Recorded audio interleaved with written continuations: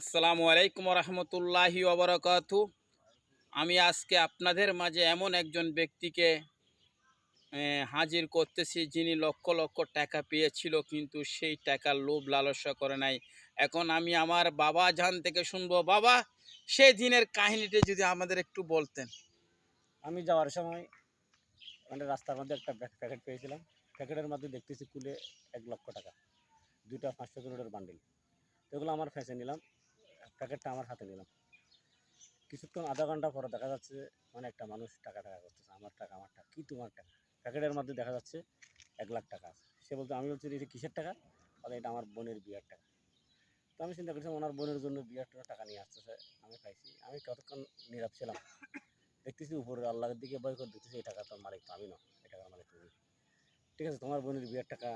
আমি অনেকক্ষণ চিন্তা করলাম যে উনি কি আমার সাথে কোনো ফাইজলামি করতেছে কিনা না। দেখতেছি ওনার অবস্থা ভালো না, ওনার মুঠি ভালো, উনি একটু পরে স্ট্রোক করার সম্ভাবনা হতে পারে।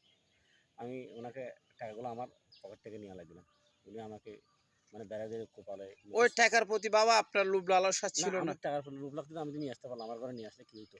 আমি তো আল্লাহকে ভয় করছি। তাহলে বাবা আমি একটা কথা বলতে চাই, এই আমার বাবা জানে ওনার মা বাবা ওনাকে সুশিক্ষা দিয়েছিল কারো টাকা পয়সা না নেওয়ার জন্য। সেই শিক্ষাটা এখন আল্লাহ রসুলকে ভয় পেয়ে আপনি সেই টাকার প্রতি লোভ লালসা করেন নাই। বড় দরকার নেই, হ্যাঁ, টাকা তো আমার না, টাকা তো ওনার টাকা, এটা তো আমানত।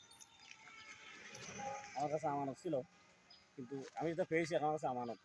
ওই সময় তো ওই সময় সবাই এভাবে জীবনটা করে গড়বেন, কারো জিনিসের প্রতি লোভ লালসা করবেন না।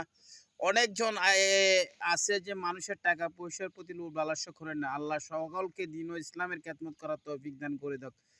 এই উনার মতো সবাই অনুসরণ করবেন, যাতে অন্য কারো জিনিস নিয়ে আপনারা, হ্যাঁ, অহংকার, হিংসা, রাগ অথবা চুরি এগুলো করবেন না। যার টাকা তাকে ফিরিয়ে দিলে তার মনটা অনেক বড় লাগে না বাবা।